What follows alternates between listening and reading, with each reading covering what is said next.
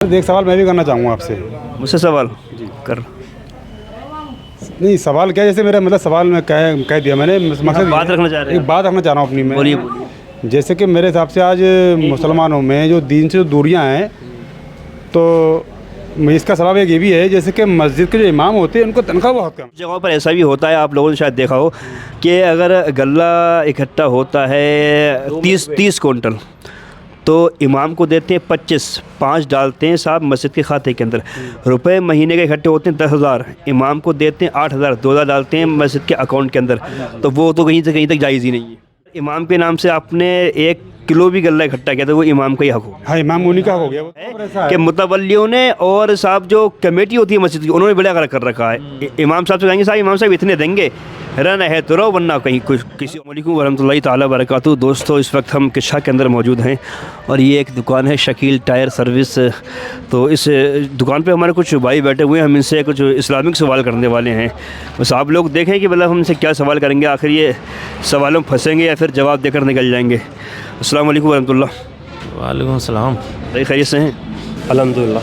अस्सलाम वालेकुम। अस्सलाम वालेकुम। भाई कुछ हम ना आप लोगों से कुछ सवाल करेंगे, 2-4 सवाल। बस अगर आपके पास 2-4 मिनट का टाइम है तो। जी बिल्कुल है। ठीक है भाई, जरा देखो आ जाए आप भी। भाई आप भी आ जाए जरा, सब लोग साथ में खड़े हो जाएं। पहले मैं सवाल आपसे करूँगा कि वो कौन से नबी हैं कि जब मैदान महशर में उन्हें पुकारा जाएगा तो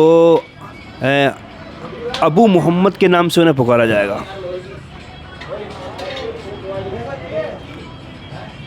आदे अस्सलाम। आदे अस्सलाम। आप पहुंच रहे हैं लेकिन नाम सही से ले नहीं पा रहे हैं, ध्यान। आदम अलैहिस्सलाम। हज़रत आदम अलैहिस्सलाम हैं जिन्हें क़यामत के दिन अबू मोहम्मद के नाम से पुकारा जाएगा। माशाल्लाह। देखिए कई बार ऐसा होता है कि जहन के अंदर वो चीज़ नाम होता है लेकिन ज़बान पर नहीं आ पाता है। भाई कोशिश कर रहे थे, जवाब बिल्कुल ठीक दिया हमारे भाई ने। अच्छा, ये भाई खड़े हुए हैं, भाई आपसे हम मालूम करेंगे कि वो कौन सा नेक इंसान है जो बुरे इंसान से भी ज़्यादा बदनसीब है? वो नेक इंसान है जो दिखावा करता है। कोई भी जैसे किसी की मदद कर दे, किसी के साथ कुछ करके फिर उसका दिखावा करता फिर, तो वो होता है वो सब। हाँ, रियाकारी करने वाला सबसे रियाकारी करने वाला बंदा। कोई नमाज़ पढ़ रहा है तो दिखाने के लिए नमाज़ पढ़ रहा है कि साहब देखो मैं नमाज़ पढ़ रहा हूँ, लोग मुझे नमाजी कहें। कोई अगर हज करने गया तो फिर लोगों से कहे साहब मैं हज करके आया हूँ, मुझे हाजी करो। मतलब रिया सबसे साला मतलब सबसे बेहतर जवाब यही है इस सवाल का कि रियाकारी करने वाला जो इंसान है, तो ऐसा इंसान क्या है, मतलब बुरे इंसान से ही बुरा है, गुनाहगार से भी बुरा है जो रियाकारी बंदा करता है। चलिए मैं भाई आपसे मालूम बोल लेता हूँ। सवाल मेरा आपसे ये है, आप ये बताइए कि नमाज जुमा जब पहली मर्तबा मदीना शरीफ में अदा की थी लोगों ने, तो उस नमाज जुमा में जो लोग नमाज़ पढ़ने के लिए आए थे उनकी तादाद थी कितनी? पहली बार जब नमाज जुमा मदीना शरीफ में अदा हुई। पहली बार शायद 40 लोग थे। 40? हाँ, यही है, सही फरमाया। उलमाए किराम भी फरमाते हैं और हदीस करीमा से भी मतलब ये बात साबित है कि जब नमाज जुम्मा पहली मरतबा मदीना शरीफ में नाजिल की गई थी, तो मतलब पहली मरतबा अदा की गई, तो उसमें जो नमाजी की तादाद थी वो 40 थी। अच्छा भाई, एक सवाल और कर लूँ मैं आपसे? जी करिए। अच्छा, दूसरा सवाल मेरा आपसे ये है, अब ये बताइए कि क़ब्र के अंदर कितने सवाल होते हैं? 3। कब्र के अंदर तो 3 होते हैं। 3 सवाल होते हैं ना? जी जी। लेकिन मैदान महशर में भी अल्लाह रब्बुल इज़्ज़त लोगों से सवाल करेगा। कितने सवाल करेगा मैदान महशर में? करीब 5 हुए हैं हमने तो। 5। हाँ, ये सही है। आका सल्लल्लाहु अलैहि वसल्लम इरशाद फरमाते हैं कि अल्लाह रब्बुल इज़्ज़त ने फरमाया है कि मैं लोगों को अपने सामने से तब तक नहीं हटने दूंगा मैदान महशर में जब तक उनसे 5 बातों का मैं सवाल ना करूँ। तो अल्लाह रब्बुल इज़्ज़त हर इंसान से मैदान महशर में क्या है, 5 सवाल फरमाएगा। अच्छा, एक सवाल मैं और करना चाहूँगा। भाई आप भी खड़े हैं, ज़रा थोड़ा ध्यान दें। वो भाई 1 मिनट आ जाए ज़रा, 1 मिनट। एक सवाल मैं आप तीनों लोगों से कर रहा हूँ। बस ये भी मतलब एक ज़हनी आजमाइश का सवाल है, जिसको जवाब आता हो वो मुझे बता दें। वो कौन से ऐसे नबी हैं वो जिस जगह बैठ जाते थे तो वहाँ हरियाली उग जाती थी, वहाँ मतलब ज़मीन, वहाँ की ज़मीन सब्ज़ हो जाती थी, सब्ज़ यानी हरी।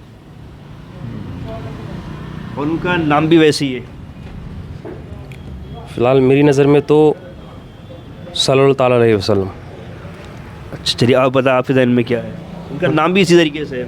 मतलब से जिस ज़मीन में बैठते थे वो, तो वहाँ ज़मीन सब्ज़ रहती थी, सब्ज़ हरियाली। सबसे तमरेज़ नहीं, नबी हैं वो। शम्स तबरेज़ तो मतलब वो अल्लाह के वली हैं। बलियो हो गए। नहीं, मेरी नॉलेज में नहीं। अब ये दिन के मामले में इतनी मालूमात तो ज़्यादा बेहतर है उतनी। जो भी आपको मालूमात थी वो आपने बताई। हाँ जो भी थी पर मैं बता देता हूँ, वो थे खिज़र अलैहिस्सलाम है। खिज़र अलैहिस्सलाम, खज़र अलैहिस्सलाम हज़रत खिज़र अलैहिस्सलाम है।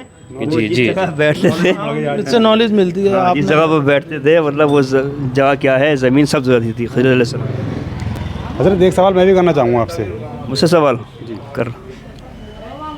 नहीं सवाल क्या है, जैसे मेरा मतलब सवाल में कह दिया मैंने, मकसद बात रखना चाह रहे हैं एक बात रखना चाह रहा हूँ अपनी में। बोलिए बोलिए। जैसे कि मेरे हिसाब से आज मुसलमानों में जो दीन से जो दूरियां हैं, तो इसका सबब एक ये भी है, जैसे कि मस्जिद के जो इमाम होते हैं उनको तनख्वाह बहुत कम है।